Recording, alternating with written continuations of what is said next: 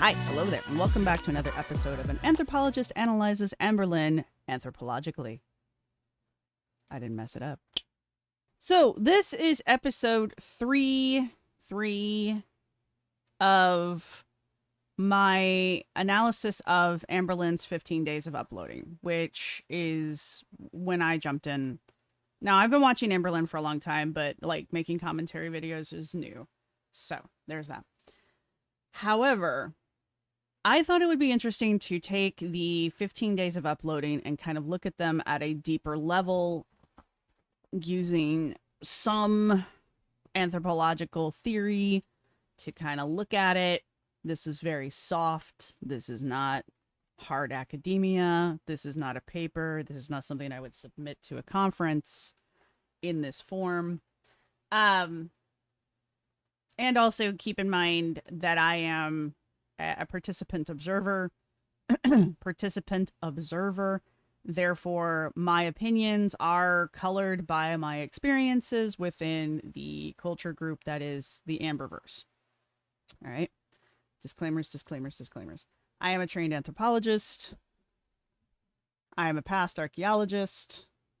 Very past. When was the last time I did a dig? 2020? Yeah, I think the last one I did was 2020.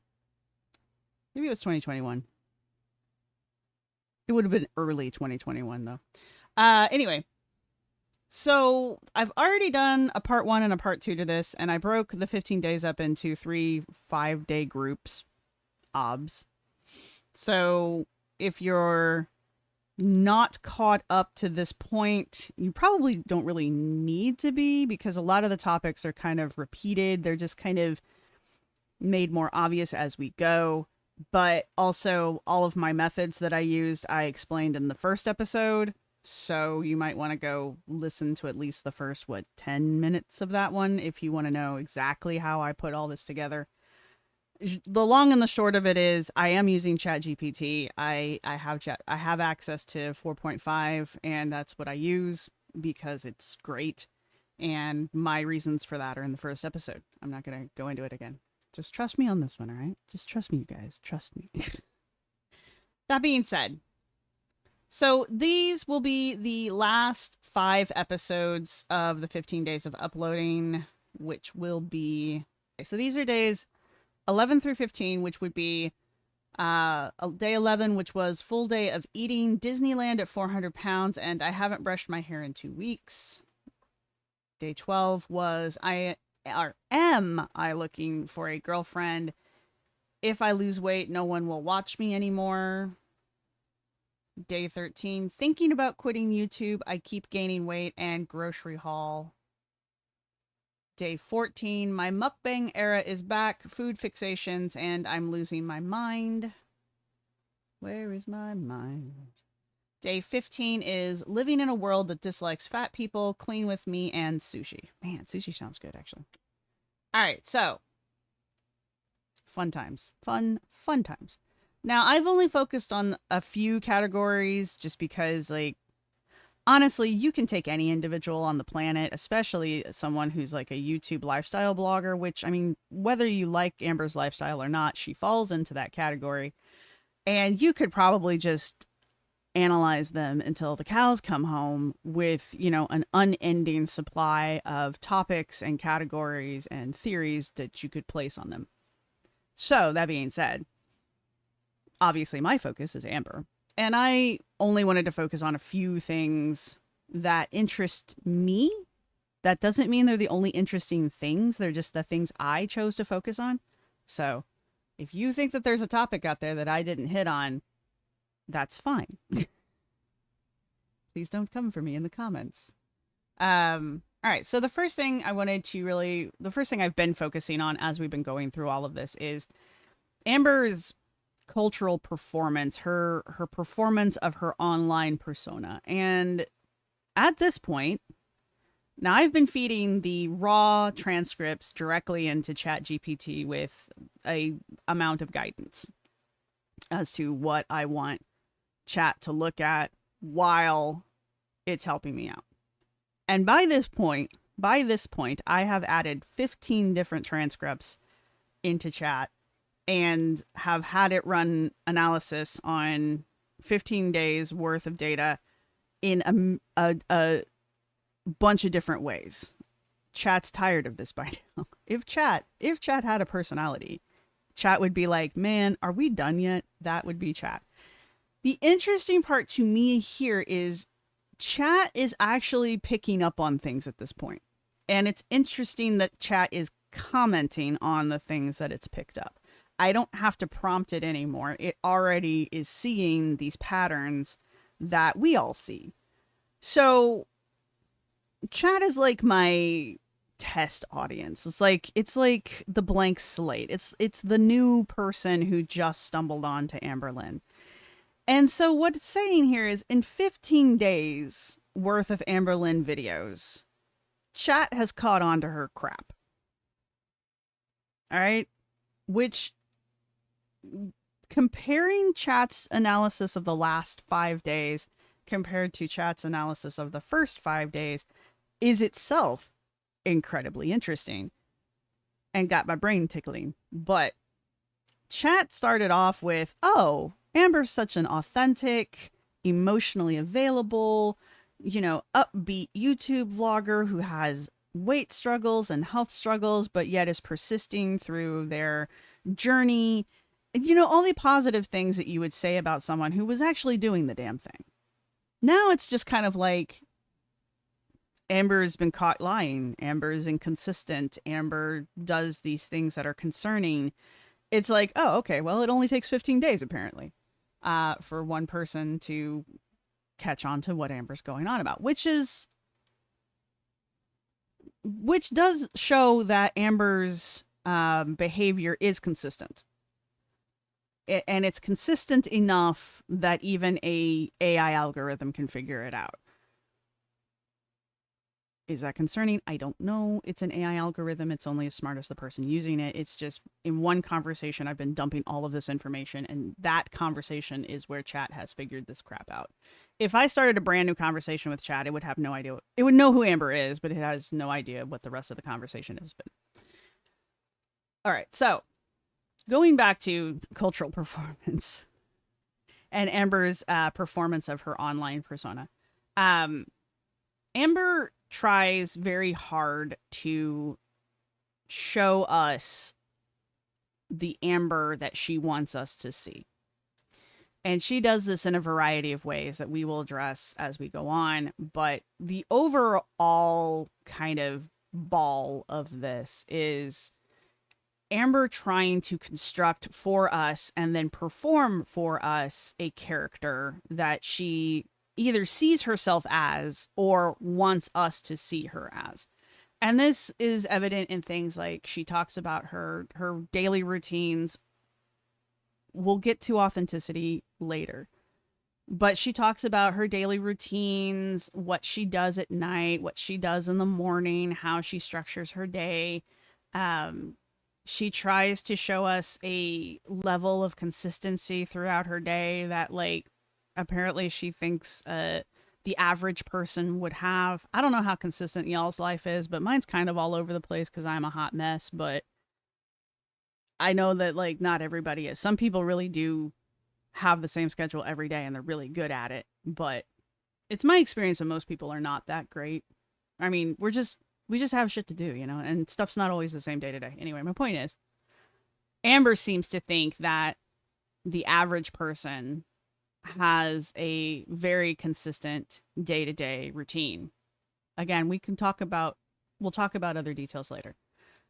If you see me looking off to the side, it's because I'm looking at my notes. One of the interesting things that we picked up on is that Amber is constantly mentioning, again, how her schedule shifts because life. But Amber sees this as a shortfalling.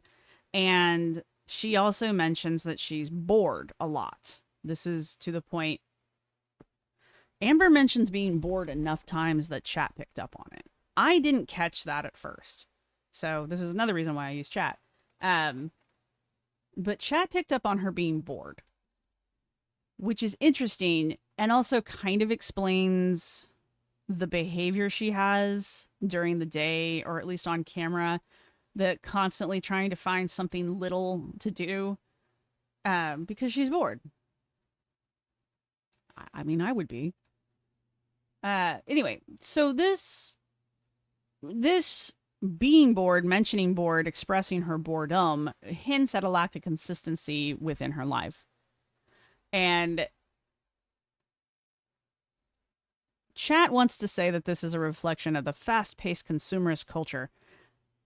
It's really actually a reflection of Amber's insulation and her self-isolation. She's gotten to a point where her world is very, I've mentioned this in another video, her world is very narrow and very small, and it's because Amber doesn't leave the house, and she doesn't experience new things, and she doesn't do new things. So her world has become very small because of that. And because it's very narrow, very small, very limited, she's bored because you can only do the same exact thing so many times without being tired of it, you know?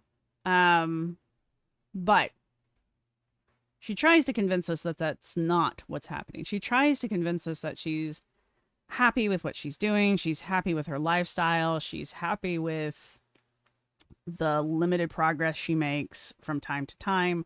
So, from that big ball, let's start breaking it down a little bit. So, one of the major things I talk about with Amber, because I only really started to really notice it when I started doing my own analysis, is Amber's mimicking and mirroring of other people. She doppelgangs.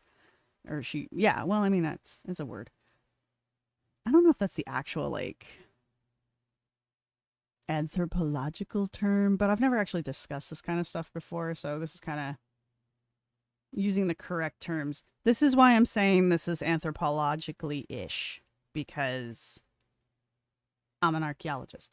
But Amber mimics and mirrors other YouTubers and TikTokers and podcasters and television personalities, TV personalities. I know people don't actually watch television anymore, but, like, you know, the people that she sees on shows and that kind of stuff. Amber mimics life in general.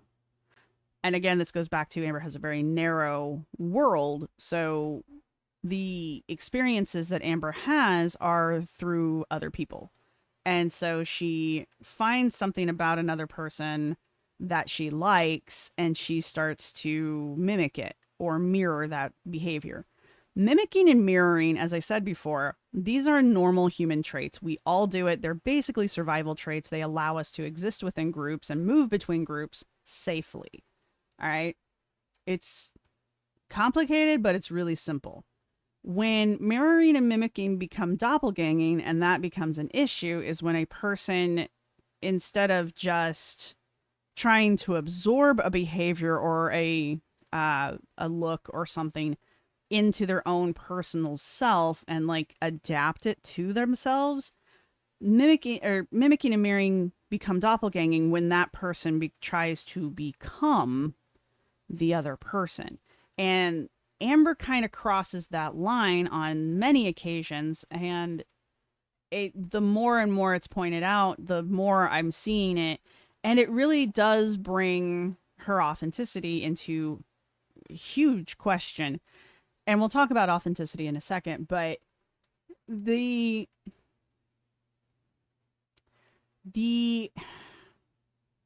constant mimicking makes her quirkiness and her uniqueness and her overall personality questionable, because we don't know at any point when Amber is being authentically Amber or when Amber is copying someone that she likes and wants to be more like. And it's not even like copying, it's like photocopying. You know, it's not just what is it? Mimicry is flattery. It's not even that. It's just straight on assimilating pieces of other people's personalities or stories from their lives and making them her own. Mimicking and mirroring usually come into play when we humans start interacting with new social groups. And it, like I said, it's a defense mechanism that we have. If you start a new job, for example, the what is that? The corporate culture of your new job is going to be different than what you were at before. And so, as a defense mechanism, as a survival mechanism, you start to take on the, I guess, personality of the job that you're on. Okay. This isn't a bad thing. It's a way to fit in and not rock the boat. And if you're somebody who wants to maintain a job or even climb the ladders, you know, you've got to do certain things. I'm sorry, but you do. And so one of the easiest ways to achieve that is to basically fake it till you make it, you know? This also goes, and this comes back to like any kind of social group can really be like that, including social groups that you perceive yourself belonging to, even if you do not belong to them, which goes back to parasocial relationships, which we will also talk about later. However, I've said this many times. Amber thinks she belongs to some group or some social group that she doesn't actually belong to, but Amber perceives herself as belonging to that group. She sees certain people as her peers, even though they are not. And this, in the last few videos, she mentions Trisha Paytas. She mentions Foodie Beauty. I don't know why you would want to associate with Foodie Beauty, but she does desperately. And she also continues to mention H3H3, which I guess is her current podcast of choice. So that group of people, I mean, H3H3, I don't know a ton about them. I don't really care to know a ton about them. So, I mean, if you feel the need to explain them in the comments section, thank you ahead of time, but I don't really need you to do that. I do know that they're a podcast. I do know that they're like mega influencers. I know they're like one of the largest platforms on YouTube, which is fine. But it's interesting to me that Amber always connects herself to people who have massive followings. Amber has a pretty healthy following, whether they're hate watching or not. She has, well, she's got a silver button, and I think she's working her way to a gold. I don't know if she'll make the gold button, though. That's like a really big number, isn't it? I have no idea. I'm nowhere near either of them, so I get the cardboard button because I made my first 1,000. That being said, I'm sorry. Amber sees herself as being in the mega influencer. So Amber associates herself with these mega influencers. I mean, whether you like them or not, they are influencers. All right. Trisha Paytas, not a huge fan of hers. Don't really follow her too much. I know who she is. There's something about a chicken nugget. That's literally all I know and pretty much all I want to know. I think she got married and has a baby. Foodie Beauty, I unfortunately know more about Foodie Beauty than I would like to. I don't know if Foodie has a larger following than Amber, especially right now. There's a whole lot of crap going on with Foodie. I will never touch Foodie. Never. I might comment on her in someone else's video, but I don't like Foodie, and I have a very hard time watching her because her shit just triggers me, and I just can't handle it. But it is someone that Amber sees as a peer. And I can tell when she thinks that she's a peer of someone else because she mentions them by first name as if they are friends, close friends. Like she used to do this with Alex's Shook. And regardless of what Alex thinks, Amber saw them as equals and friends. All right. And that's why when Alex says and does stuff that she doesn't like, it hits her so hard. But again, this goes back to parasocial relationships, and we'll get to that. Now, the mirroring and the mimicking and the basically, you know, taking content from someone else and remaking the content your own way, or even just directly stealing it, is very, it's symptomatic of social media and online culture, particularly YouTube and TikTok, because of the fast nature of both platforms as far as like putting out content. If there's a trend, you get on it as fast as possible and you use that trend until it's no longer trendy, and then you jump onto the next one. To the point where YouTube actually, I don't know how many of you have like creator, you know, go into the creator area, but when I log in to check my stats and stuff, there's a little box that pops up and it always says try a new trend. And you click on it and it will take you to an article of all the things that are trending right now. And it encourages you to make a video like these trends. Whether your content is similar to any of these things or not, and it's just like, even YouTube is encouraging you to mimic other people in the name of creating viral content. And I know that YouTube's doing this because they see these videos going viral and that's good money for them, but it doesn't necessarily mean it's good for your channel. However, you're still being very strongly encouraged to do it. Bam. All right. Why Amber mimics other people, in my opinion, is Amber... I don't want to go as far as to say Amber lacks personality. I know a lot of people think that. I think Amber has a personality, and it's come out before if you go far enough back. Again, especially into her writings like Mr. Snowflake did. And as much as I'm not crazy that he did it, it does have a lot of... It is very telling, and it does reveal a lot about Amber, especially early Amber, like before YouTube Amber. So there's that. However, the personality that Amber projects onto the YouTube screen is not that Amber. So because of the mimicking and the mirroring, it's very hard to tell what's authentic Amber and what's not. And I think that's the point. Amber, like I said, has this idea of herself. She has this character that she's playing, and that character does X, Y, and Z. Recently, after the 15 days, Amber's really tried to reinvent herself. She's even admitted she's reinventing herself. And I've been commenting on the major shifts that she's doing in her behavior and her language, kind of the way she gets dressed now. A lot of that could just be like trying to pull herself out of her downward spiral, which is great. It's fine and all. But there's a definite shift in her vocabulary, a shift in the way she talks in general. The stuff she's decided she's interested in these days, and we'll get to that as well. That kind of stuff. There's been a definite shift, which means Amber is being influenced by a new group of people or a new person. And it's always very evident because Amber puts aside all of her past behaviors and past stuff and takes on the traits of the new person that she's interacting with.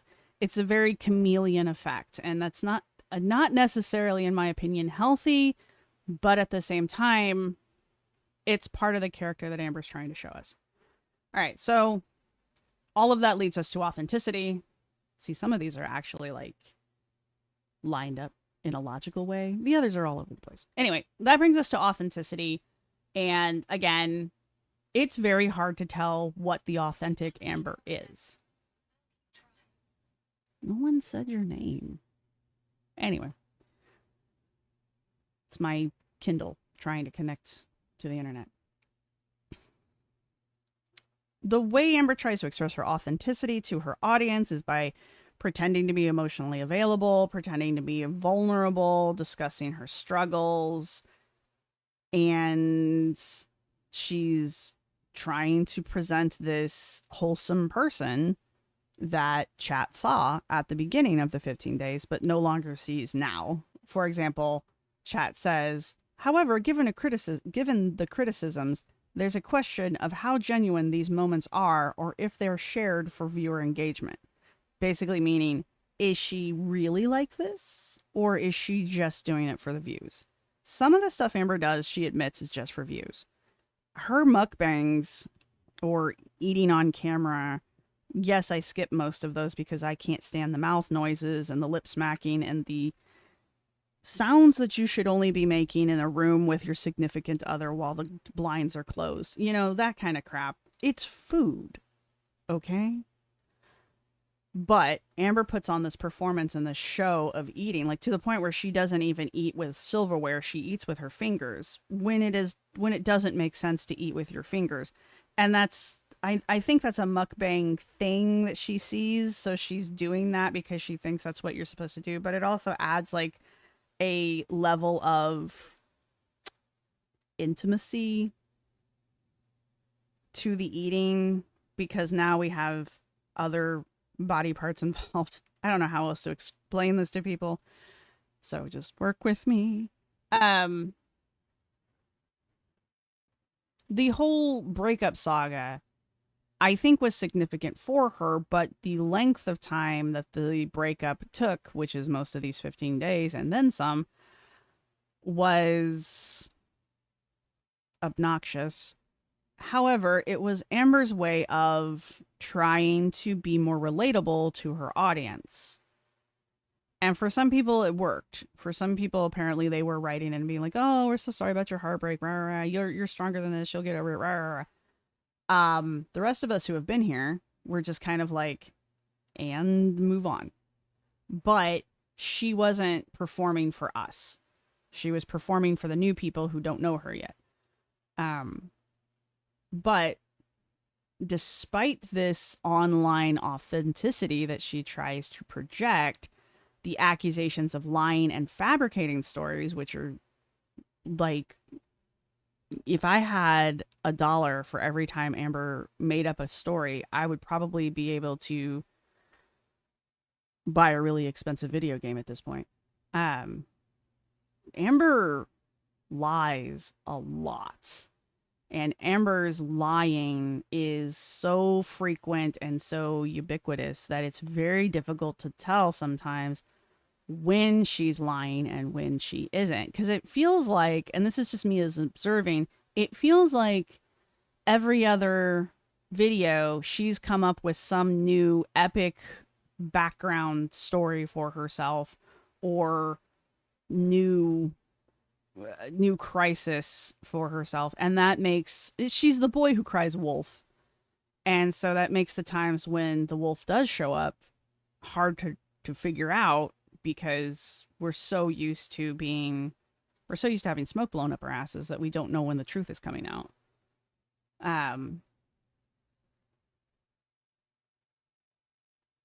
And this is something that chat actually starts to pick up on as well. I'm just interested in when chat picks up on things because now I've got like two different things going on. I got Amber and now I've got chat. I'm like, what have I done to the chat?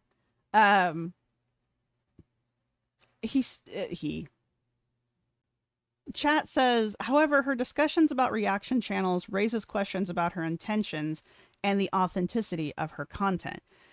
Meaning, chat sees how Amber reacts to reaction channels and then wonders if the material that she puts out isn't directly refuting, rebutting, responding to reaction channels.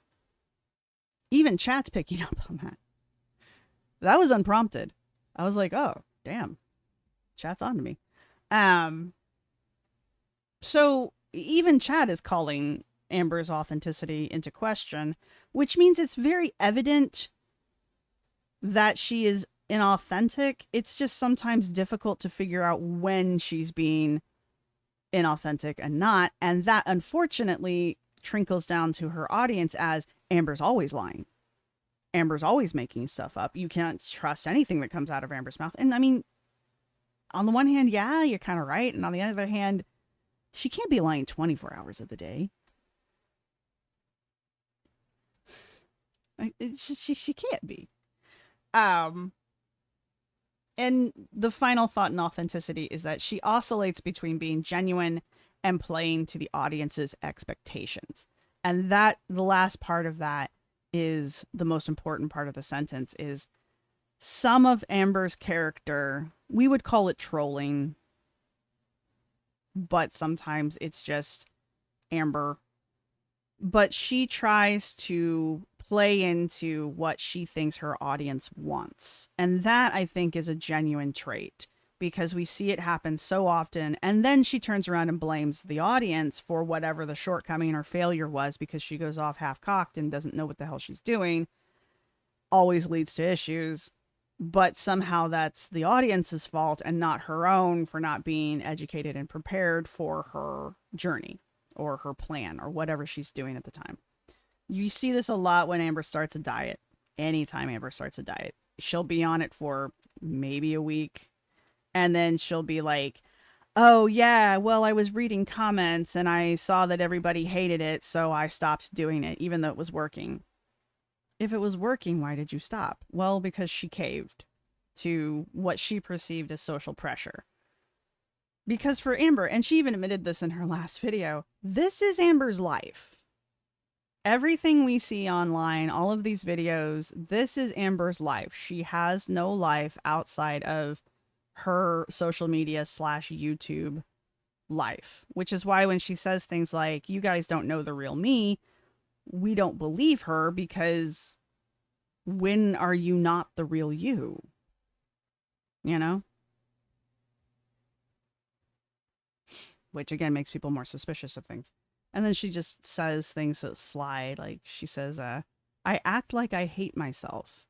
How many times have we heard her say, no one hates me more than I hate myself? So are all those times acting? It's these kind of issues that come up.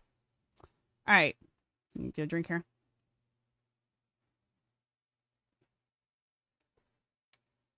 Before we go on, I want to touch on material culture and her consumerism, because it is a huge part of her personality. Amber, I've mentioned this before. Amber doesn't use generic brands, and Amber doesn't buy generic brand clothing. That doesn't mean she's buying Burberry or Chanel or whatever the luxury brands are. I'm just thinking of the stores in the mall. But she buys things that she thinks are bougie, whether they are or not. Unless it comes to food. And even then, the food is usually a name brand of some kind. Food can be argumentative, though, because like brand loyalty when it comes to food is not necessarily consumer driven, but that's an entirely different conversation I don't have time for. However, her consumerism says the things she buys and the things that she commodifies, we'll talk about that as well, tell us a lot about not only modern day Amber, but past Amber as well. And this is why I'm not saying we should forgive Amber because of her rough childhood. I need people to stay aware of it, because too many people are willing to just come for her like a bunch of sharks in the water without conceding that she's got issues. They're unaddressed and she refuses to do anything about them, but it's unfair to just dogpile her considering her past. I don't know if you can hear my neighbor. If you can, I'm sorry. Anyway, one of the other things about the consumerism, she's a shopaholic in my opinion. She has all the behaviors of a shopaholic. She does the same crap a shopaholic does. Hoarding, I've heard people throw that around. I'm not entirely willing to say anything to that. She definitely has collections that are very large of random crap, but hoarding behavior is a whole other level. And I'm not seeing that behavior when I'm watching, so I'm not willing to go that far. Let's pull our shirt up here. There we go. Now we're decent. However, her consumerism is something that she likes to show off. And I don't know if that's necessarily because she wants to like flex how much cash she's got, or if she just likes to show that she can buy whatever she wants. Coming from a background that she had, that in its own right is enough. It doesn't even have to be expensive things. Like recently she's been on this kick with her generic Legos, her wannabe Legos, and how she's saving money by buying these generic Legos. However, she's still displaying them to us. She's still presenting them to us as if they were the real deal. Like if you guys remember when she was building A, the globe, and B, the Titanic, she was constantly giving us updates on them. And she sort of still does that with the new ones. They're such small kits though. She gets them put together before she can give us an update on them, you know? So it's just kind of like, I built this. But she's still displaying them as trophies, is the word I'm looking for. Now, I'm torn between the flex of showing off possessions or the act of being able to possess things. Doesn't matter what, just things. And she displays to me behavior for both. She obviously came from a background where this kind of behavior was very restricted to her. And now that she makes enough money that she doesn't really have to think about it as much, she's more than happy to indulge that impulse. Going along with the consumerism and the possessing of things, the decluttering that she does on a fairly regular basis is also important to this cycle of hers. And the constant giving things to Goodwill. Whatever you think of Goodwill, it doesn't matter. What matters here is that showing us what she's going to donate is also part of the showing possessions, the showing the trophies. It's kind of a, I have so much that I can give away all of this and still have so much. Or I have the ability to acquire whatever I want at any point, so I can give away all of this and replace it on a whim. So it's that part of material and consumerism that interests me. It's not necessarily the stuff that she buys. We can go into that, but that's a different analysis that I don't really know if I'm really that interested in doing. If someone else wants to tackle that, knock yourselves out. I would watch the video. I'm just not sure I want to make the video. But it's, to me, her shopping and her shopaholic tendencies, in my opinion, are because she can. And then after she acquires these things, she doesn't want them anymore. It's not a matter of owning a thing. Like my phone, for example. This is my phone. It's beautiful. It's the new Samsung S23 super mega ultra, does everything for you phone. It's actually really cool. I like it a lot. The camera on it was the big selling point for me. And I went out of my way to get that phone. That phone is expensive. That is the most expensive phone I've ever owned in my life. It will probably be the most expensive phone I ever owned in my life. And I love it. And it's worth every penny that I paid for it because it was what I wanted. But I went out of my way to research it, make sure it was what I wanted before I went and bought it because I didn't want to waste money on it. And so this is quality over quantity for me. I've had cheaper phones that I was very happy with in the past, that I had no issues with in the past. I just wanted this phone specifically for the camera. And that's basically it. I just really wanted this really awesome camera. And I used the hell out of it. Amber buys the new iPhone because it exists. And she knows that iPhone is like the top tier brand that you can have, or at least in her head it is. And so she will replace her phone with the newest model as soon as she can. I think recently she was saying that like her phone is 2 generations old or something like that, because iPhone comes out with a new phone every year. Samsung, I think, only does it every 2 years. I don't know. It doesn't matter. But for Amber, having a 2-year-old phone is beneath her. She needs a new phone. There's nothing wrong with the phone she has. The camera on the phone is nice.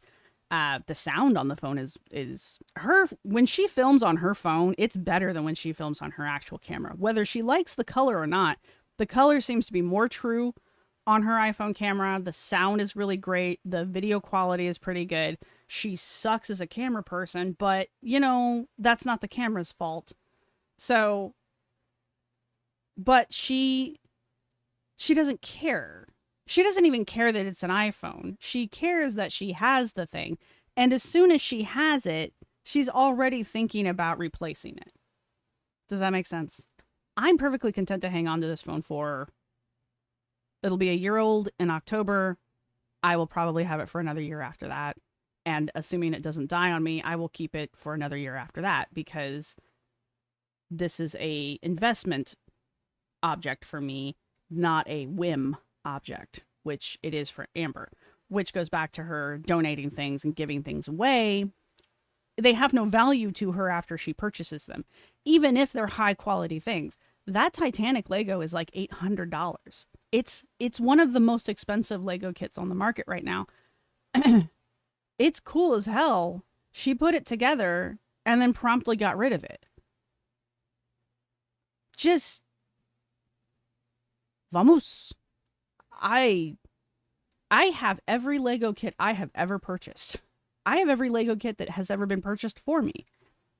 I'll probably be buried with my Legos, to be perfectly honest with you. They are not cheap kits. The cheapest kit I have is like $30. You know, that kind of crap.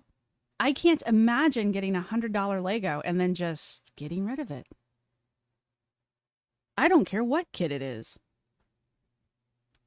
If I got a kit and I didn't want it, I wouldn't put it together. I would give it away in box because A, it would be more valuable that way, and B, someone who would have value or see value in it could have it and enjoy it. Does that make sense? Amber doesn't even give away things because she thinks other people might enjoy them. She's giving it away because she can. It's the same reason why she acquires things, because she can. She doesn't have to think about the money anymore. All right, I think I harped on that enough. All right, let's talk about community engagement and parasocial relationships, which are her parasocial relationships are my favorite thing right now. So Amber tries to at least perform community engagement. And this is seen in her popsicle stick questions. Did we start that during the 15 days? Yes. So she tries to show community engagement with like her Instagram questions, ask me anything on Instagram, and then turns them into questions for her popsicle sticks. And then she answers viewers' questions. She also, with her P.O. box isn't really about people sending her stuff. And you can tell by how ungracious she is when she receives these things. But she wants the letters and she wants to be able to show us that people are sending her things. So her community likes her. And this is her way of showing, or at least performing engagement, is by showing the things that people have sent her and pretending to enjoy them. You can really tell when she doesn't like something that she's gotten in the mail versus something that she kind of sort of likes when she gets in the mail. It's pretty freaking evident. It's kind of rude. You're better off just not even opening the package, honestly, at that point. Anyway, this need to show community engagement and to perform community engagement, I don't really think she's engaging with her audience. I don't think she really cares about engaging with her audience. I think it's something that she sees other YouTubers do, and it's something that she thinks she should do, therefore she does it, which is good. Because whatever the reason she's doing it for, she's still doing the right thing kind of a situation, but it's inauthentic at the same time. But this goes back to her parasocial relationships. Remember, she doesn't read comments or watch reaction channels. All right. Both of those being sarcasm flags. Amber is very attached to the audience. No one individually. It doesn't matter who makes up the audience. The audience existing, or at least in her head being there, is the most important part. The audience for Amber is the camera in front of her. That represents the audience. It also represents a reflection of herself, which is why she's constantly checking the view camera and making herself look nice, because that's a whole other thing. Again, not something I touch on here. But Amber views the camera as her audience, and she views the comments section as her audience's response to her. So she does see a conversation occurring. However, her audience is faceless, which is for her beneficial because it allows her to make her audience whatever she needs them to be.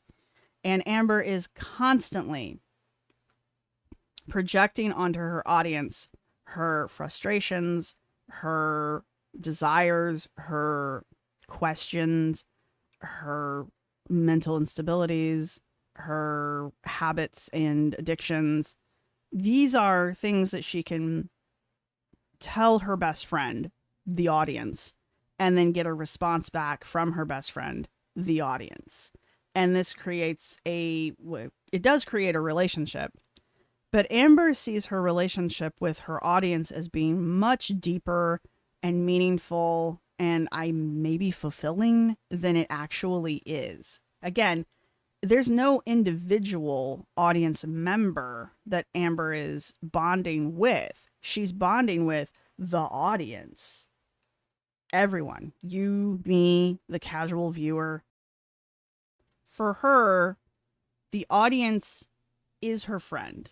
It is her therapist. It is her doctor. I'm constantly saying, we are not your friends. We are not your therapist. We are not your doctor. Do not listen to us. Amber sees everything that her audience says as gospel. She lets it override any kind of actual medical advice she's been given. She invalidates her doctor's instructions via her audience and the comment section. And she's constantly seeking validation and advice from the audience, even though it's been demonstrated over the decade that it's unreliable. And it's unreliable because there's at least thousands, if not millions of people who are giving you advice. There's a reason you go to an expert or two at times. It's because you don't want a million different opinions when you're trying to make a especially life-changing or life-saving decision. No one can decide on pizza toppings. The more people you have in a room, the less agreement you're going to have on the pizza toppings. Y'all understand the pizza topping thing? Amber doesn't. Amber says, hey guys, I'm going to order a pizza. What do you want on the pizza? And then waits for everyone to weigh in and then tries to order a pizza with all of the toppings to make everybody happy. Or at least it comes off that way. But okay. But before we move on, the parasocial relationship also, Amber's parasocial relationship is also with reaction channels, especially ones that she somewhat likes. And that's why I think sometimes the reaction channels really get to her, is because she sees a relationship with certain reaction channels. Again, I've mentioned Alex is Shook just because it's the one that pops up in my head first. But she sees that there is a relationship there, even if there isn't one. And that's why the criticisms from certain reaction channels hit her harder than others, is because she views this as a friend being critical of her. Like, she's canceled Alex at least twice because he's basically said the truth. And one time he was just repeating words that she had said herself, and she got mad at him for that. And yeah, and there's at least one incident I can recall where she went after, she went after him, after kicking Gase during a live. And that's the other thing. I'm not entirely sure I believe that that's actually Amber joining conversations like that, but I could be wrong. I don't know how you prove that. Anybody can be anyone on the internet. That's the other problem. So, but there was someone using Amber's moniker in the chat, and they were having a conversation with Kicking Geese during a live. And it was basically like, you said things that hurt my feelings. You know, I don't appreciate you doing that. Why would you do that to anyone who you didn't perceive as having some kind of at least friendly, not maybe friendship, but friendly relationship with? And so I think Amber views her critics, especially the ones that she has some liking of, as friends. And she views that relationship as being much deeper, much more emotionally available than it actually is. And that causes a lot of problems for her. All right. All right, we're going to talk about food. We're going to talk about food and commodifying her obesity. These are two very similar things. Amber, in my opinion, and through her own admission, is a food addict. Next. However, her behavior around food, I can't say it correctly anymore. Her behavior around food is concerning for someone who is an admitted food addict, because she doesn't do anything to address that addiction.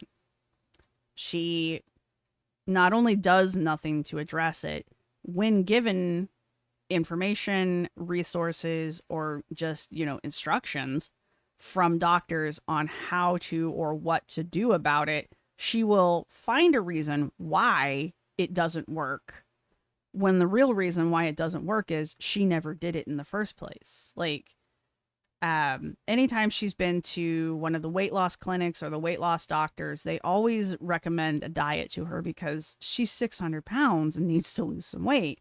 Even if she wants to get surgery, she has to lose some weight. And she never sticks to it, ever. And she always has some kind of reason. And sometimes the reason is just as simple as, well, I know my body and that won't work for me. Your appearance tells us enough that you don't know your own body and you don't know what will work for you, because if you did, you would not be 600 pounds. Now, Amber is constantly on some kind of health journey, diet quest, trying to lose weight constantly. She's always on something. If she's not on some weird unknown thing or ignoring doctors' recommendations, then she's doing Weight Watchers. That's always her fallback, is Weight Watchers. And on the one hand, she started her channel off as a weight loss channel. That's how she got started, was telling people, then this is back when she was only like 300 pounds, that she was trying to lose weight. And so that's how this all started. Now we're at the point where her yo-yo dieting, it's not even yo-yo dieting because she never loses significant weight for any length of time. She just constantly gains weight regardless of what diet she's on. But that has become a form of commodification for her. She knows that people will tune in when she starts a new diet, her phase 1, as it is called. And her views do go up during phase 1s. She gets more eyeballs, she gets fresh eyeballs, and these are people that don't know her history or her cycle yet. And so they're there for the beginning of it, and hopefully they stick around for the end of it. But anyway, either way, Amber is monetized. Her channel is monetized. So eyeballs are eyeballs, and eyeballs equal money. And that's all that matters. So she has learned how to monetize her diet cycle. And so starting over for her, Amber does like to plan. If it's a good plan or not, doesn't matter. And Amber likes to start. She loves day 1. Day 2 and thereon are too hard. That's effort after day 1. Day 1 is new. It's exciting. It's a challenge that she likes. And everything after day 1 is just repetition. And she doesn't want to do that because it's difficult, especially when you're her weight. I mean, yes, the weight will fall off quickly if you are honestly dieting, but Amber's not. And also that ignoring a habit or ignoring an addiction like that is very difficult. So yes, if she could stick to something, she would lose weight very rapidly, which we might be observing right now. But again, I need to see at least a month's worth of this before I get on board with it. Um,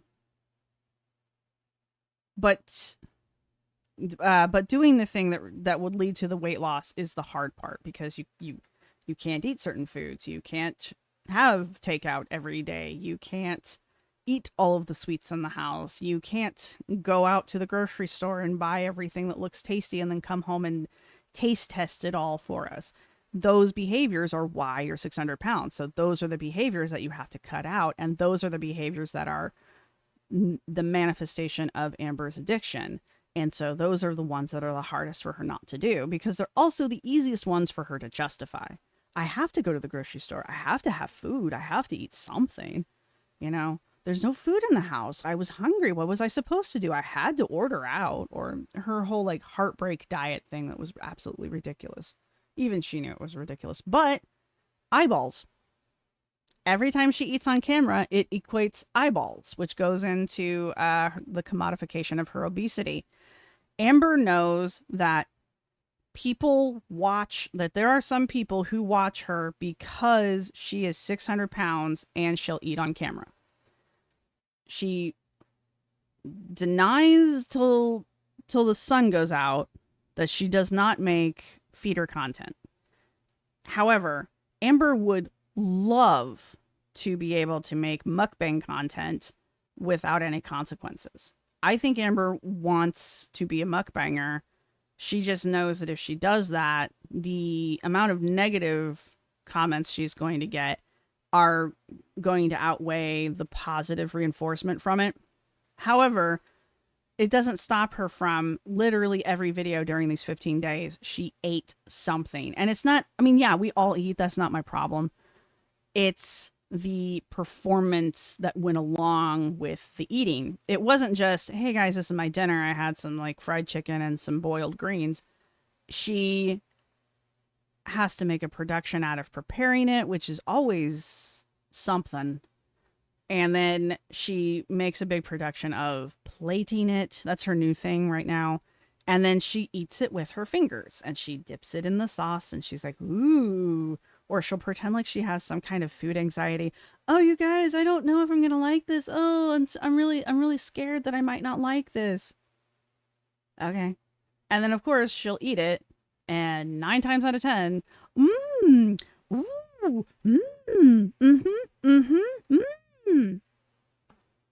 If someone sat down at my dinner table and ate like that, they would not be invited back to dinner. That's just weird. No one eats like that, is my point.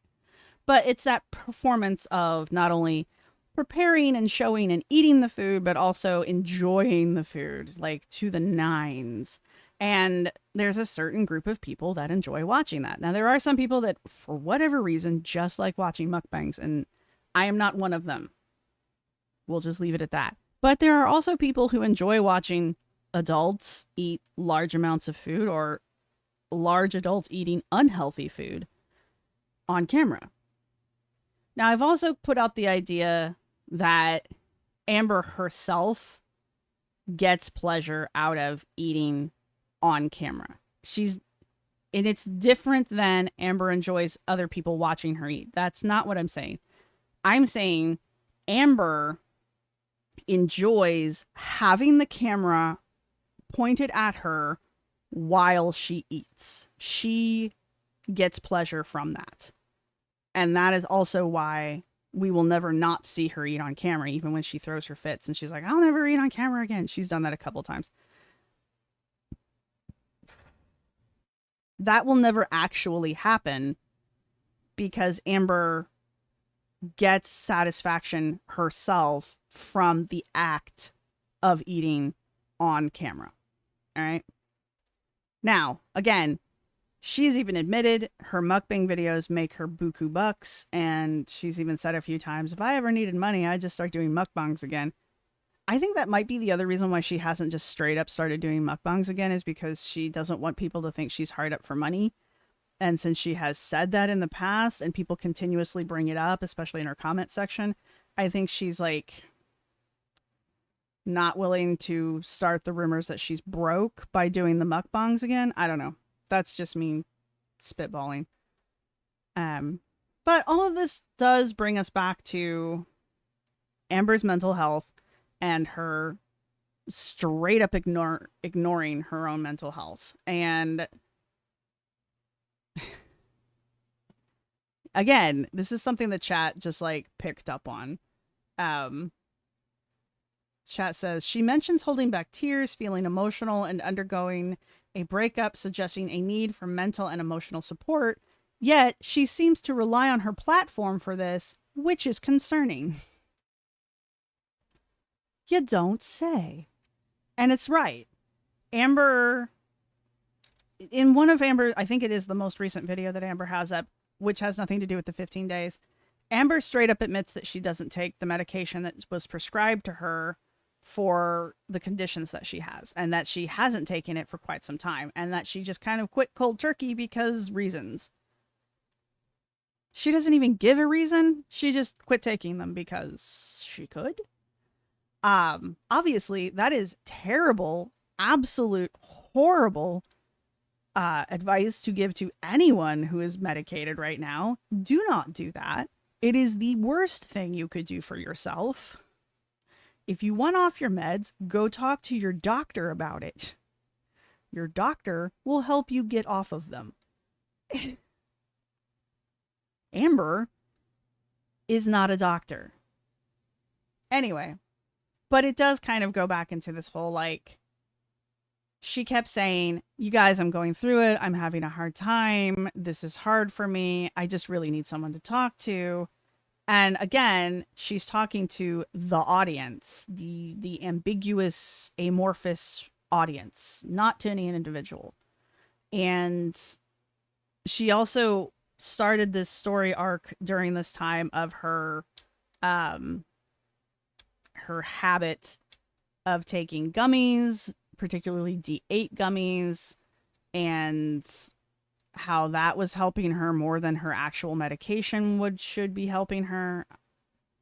If you're medicated and you find that self-medication is helping you better than the medication you're on, again, you should go to your doctor and tell them that, because maybe those aren't the meds for you, is what I'm saying. You should not be making these decisions.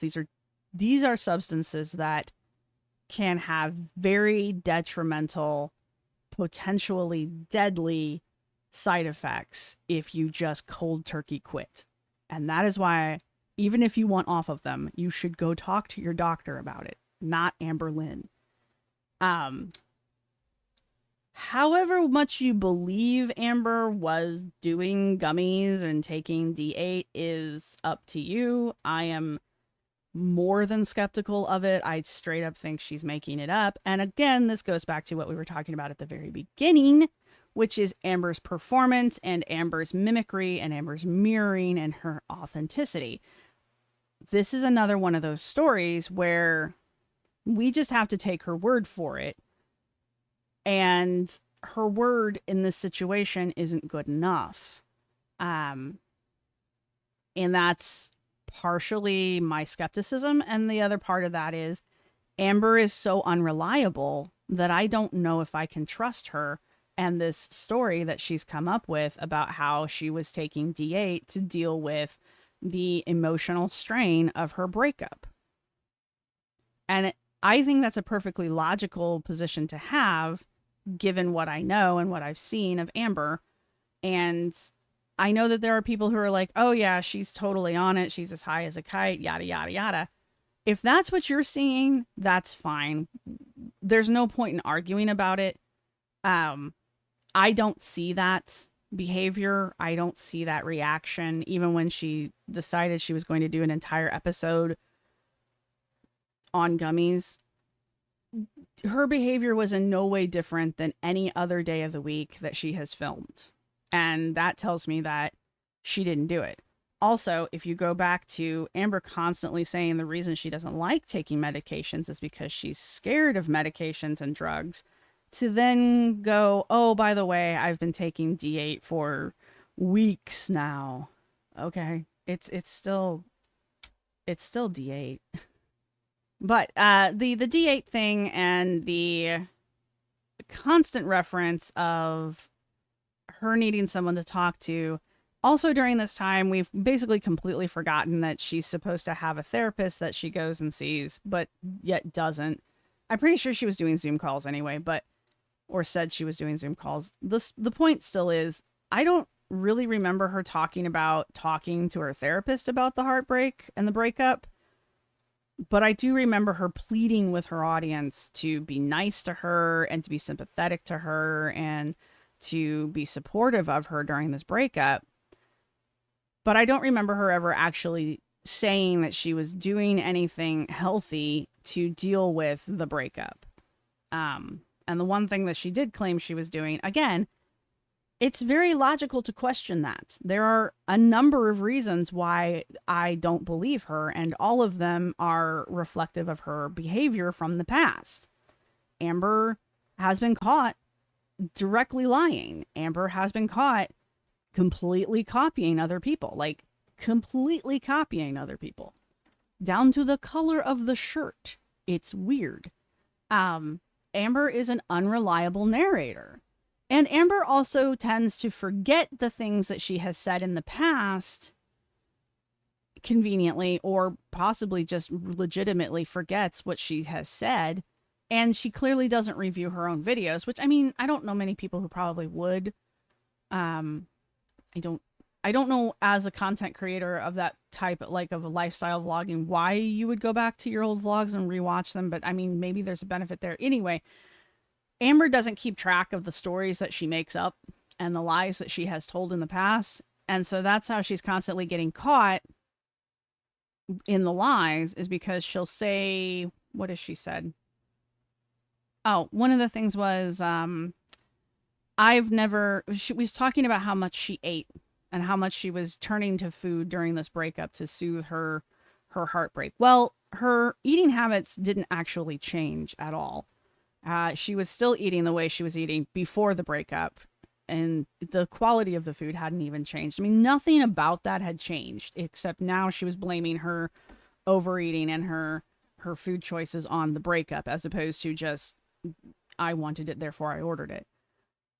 But she states that I have never dealt with any breakup like this in the past. And yet she's on camera saying that at least with the last two breakups, I don't know about the Crystal Era one, but with the Becky and the Destiny breakup, she admits that she's been eating to deal with the breakup. So there's recorded evidence of her saying and doing the behavior that she claims she's never done before, and that's why this breakup is so bad. And it's that kind of thing. It's just like, we can verify that you're lying, but I don't think she remembers that she lied. And I think in the moment, this is my personal opinion, I think in the moment, whatever story Amber's telling is the truth in Amber's head. I know that there are times where she's straight up just trolling, and I think one of those more recent moments is in the last video. Not of the series, but the last video that she just put out. However, the majority of the time that Amber is saying and doing things, I think it's in her head at that moment, reality for her. It is truth and it is reality for her. So there's that. All right. This is a very long video, but you guys seem to like them. That is day 11 through day 15. And that is the little things I wanted to hit on. Now, I hate theory. I absolutely despise theory. I think it's completely useless, but we can apply various anthropological theories to Amber and Amber's content. And the two that I really wanted to hit on the most is postmodernism, because I was taught postmodernism, and whatever you feel about it, that's what I learned. And I also wanted to talk about cultural materialism, which is another, I think that one fits Amber and Amber's content a whole lot better than postmodernism, but there's a couple things that come out of that I did want to talk about a little bit. The top one being the fragmented self. We're in postmodernism. The idea of the fragmented self. And so Amberlynn's representation of herself is multifaceted. And these fragmented identities represent the postmodern condition where a singular cohesive self is elusive. Instead, multiple, sometimes contradictory selves are presented to the character, is presented as character to different audiences and in different contexts. This is something else that, I mean, people call it code switching.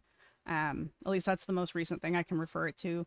So if you've ever code switched, or you've ever been in a situation where code switching wasn't important, also goes back to mimicking and mirroring.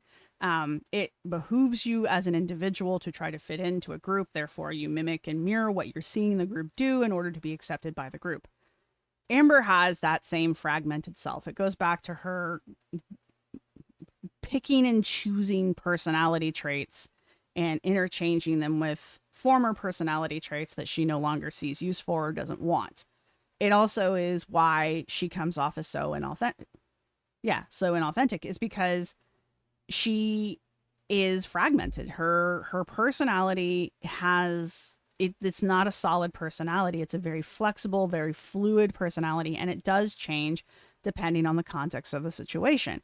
And Amber can switch between those so fast, and she does it on camera, where she will go from a crying, sobbing mess to instantaneously, I'm fine. I'm just disappointed. I'm fine. Like, there are many videos that you can go and watch this happen. She'll switch between, I'm so concerned for my partner, you guys. I really am worried about them, to, oh my God, look at my new purse. Or she just immediately starts checking herself out in the mirror. That switch is so sudden, it's jarring. And she gets called out on it almost every time because it's so noticeable. But I think that goes back to this concept of the fragmented self, where Amber doesn't even know her true self anymore.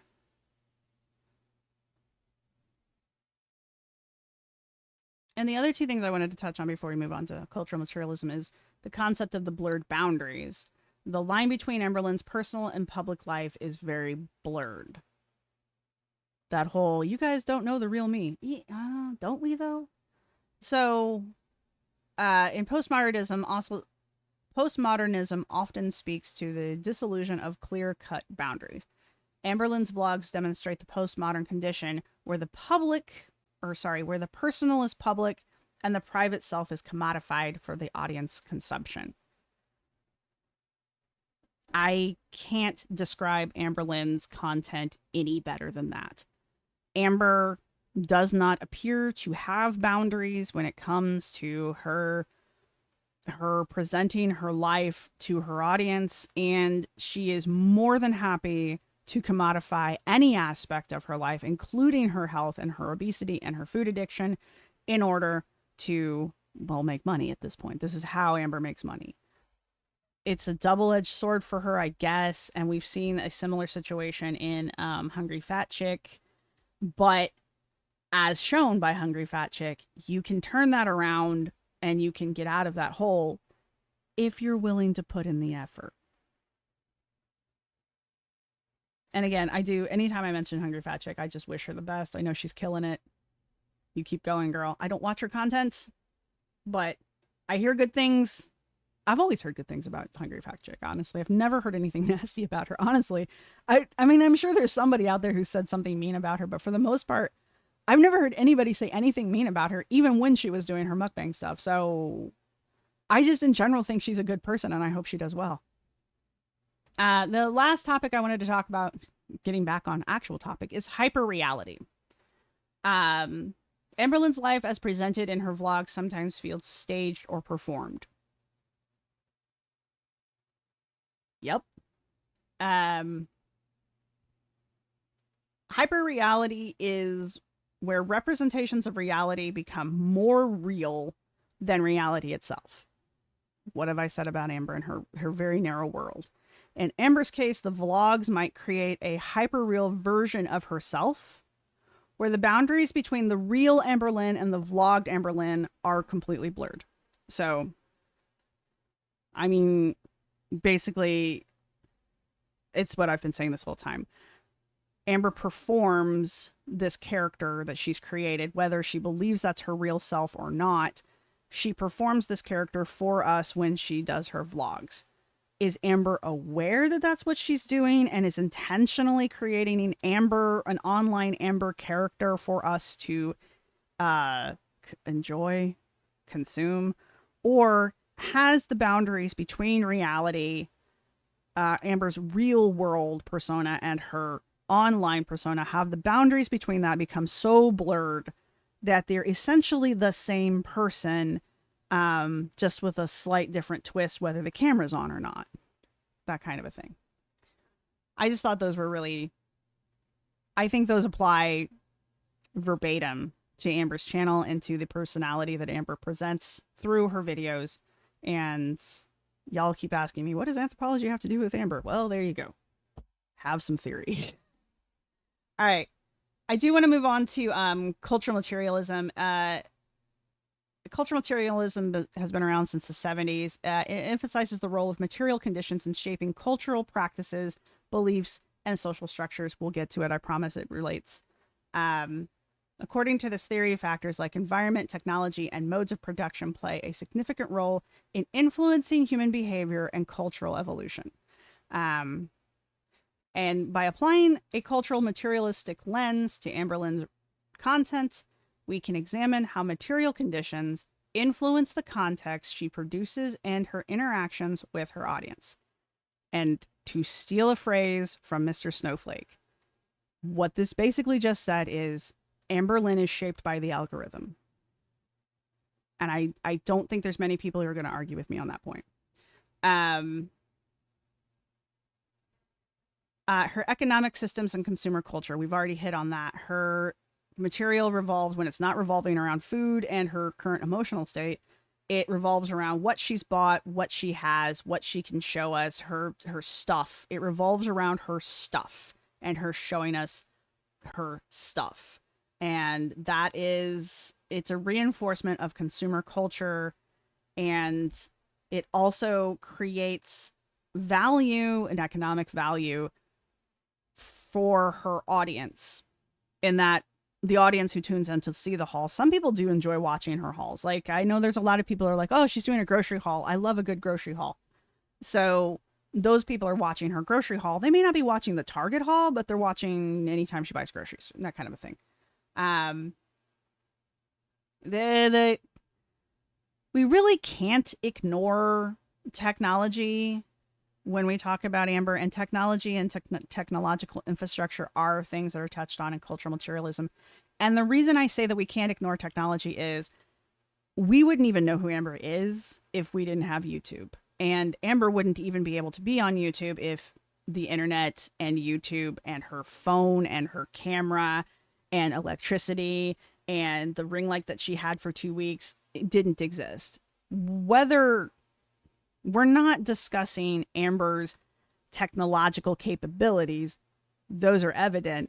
This is really just talking about the use of technology itself in creating Amber's world. Amber couldn't commodify anything if the infrastructure for that hadn't already been set up, and all of that falls into technology. It's not like Amber goes physically to a bank to cash a physical check that has been mailed to her from a physical cash bank account that YouTube has. It's all digital. It's all digital. These numbers may be real. It still represents real money, but it's not, it's all in the cloud. Tubes and wires, y'all. So that's just what I need to touch on there, just because it is part of the theory and I don't want to like ignore it, but it's not the most important thing that I can think of to analyze Amber for. The commodification of her personal life. Amber's personal life and struggles and achievements are shared as part of her vlogs. And this goes back to the direct commodification of her life. Amber started off as a weight loss blog. Amber has morphed into a lifestyle blog, whether you like the lifestyle or not. And she oscillates back and forth between being strictly lifestyle or strictly weight. Going back to, so that allows her basically to commodify any aspect of her life. And again, you see this most often when she starts a cycle. So she's starting a diet, or she's cleaning up the diet that she has, or she does a mukbang where she is showing herself eating on camera. And both of those she knows gets views. And so she'll do those the most because that's what people want to see. She's even admitted that a lot of people don't like watching the PO box moments as much as they like any other part of the video, which also tells me that she's keeping an eye on her metrics, which is very smart for her. But she still enjoys doing the P.O. box moment, which fulfills a different need than commodification for her. And so she continues to do those, right? Because knowing that those are not the most... She continues to do those knowing that they won't make her as much money as other segments that she could be doing. Please excuse my enormous brain fart. I don't know why chat still believes that Amber is sponsored by products.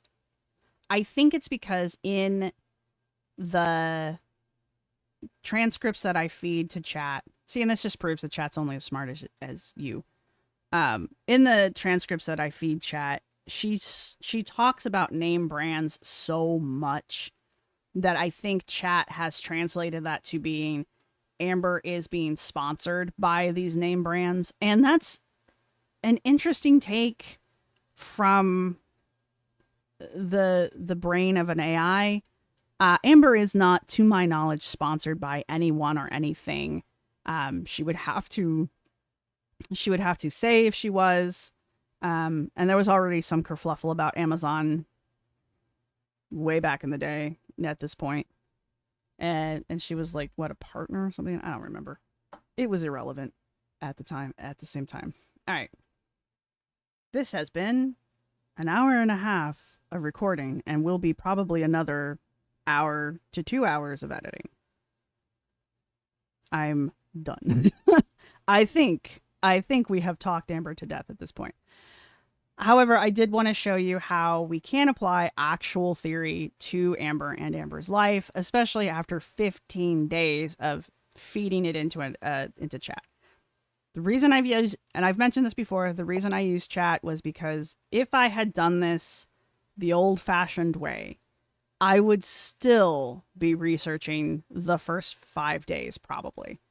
And I don't want to do that. This went a lot faster. It still gives you the flavor of what anthropology looks like when it's applied to a particular person or group. And I still think the majority of the points that I went over are self-evident. I'm not saying that no one else has ever noticed this about Amber. That's not what I'm saying at all. It's just something that I have noticed that I found interesting. And if I was to write a paper or a presentation about Amber, these are the topics that I would hit on the hardest because I find them the most interesting and the most impactful about Amber. We can talk about all kinds of stuff for the rest of the day, and there are at least 5 other theories I can think of off the top of my head that I could somehow fit Amber into those theories. I don't want to. Postmodernism and cultural materialism are probably the 2 best to do that with, and I'm going to stop there. I think we being myself, have done a good job of addressing the points that I found most interesting about Amber. I understand they're not the points everyone's going to find interesting, and I've probably skipped some things that other people would find interesting. If you want to take a stab at this, I will watch the hell out of your video probably. If you want to discuss it nicely in the comments section, I'm more than happy to have a couple back and forths. But I mean, this is what I do. This is what it is. I know that I said at the beginning that I might make a 4th video kind of as a wrap-up video to all of this, and I don't know if I will actually. I personally feel like I've touched enough on the topics that I keep going over with these 15 days. And I think I've made my argument and I think I've made my points. If things need to be clarified, I'm happy to address that. But as far as like applying new theories or more theories or even looking at new aspects of Amber through the 15 days, I'm not particularly interested in doing that. And I'm sorry to be like that, but these things take forever to make. So I'm here for clarifications. I'm totally happy to do that. But as far as like continuing on analyzing those 15 days, I don't want to do that. I do want to spend some time doing basically what I did here on some of Amber's other videos, some of her newer videos, and just kind of taking things maybe 1 or 2 videos at a time. Or maybe if she does another challenge, maybe if she, however many days she manages to do it for, analyze those days as well. I'm not against doing this again in the future. I just think I'm done with these 15 days, I guess is what I'm trying to say.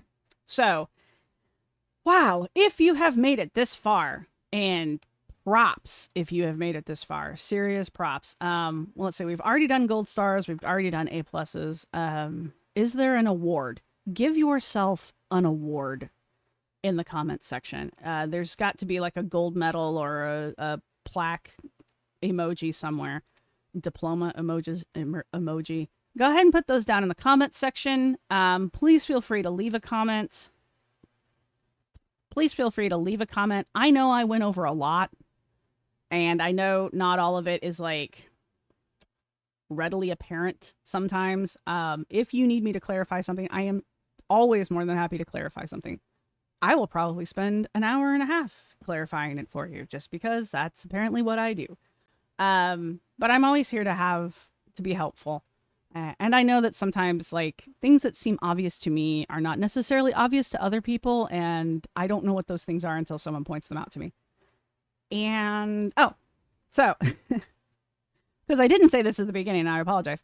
I would like to thank all of my subscribers. You guys are wonderful. You're the whole reason I'm even doing this video. I would like to thank my members who get first shot at these videos, because they're awesome and they deserve something really cool.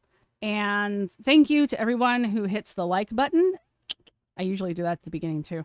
And yeah, that's pretty much it. My voice is about to go. So here is your final reminder to leave a award or diploma down in the comments section. Leave a comment, please. And don't forget to hit the like button on your way out. And I will see you all in the next video. Bye.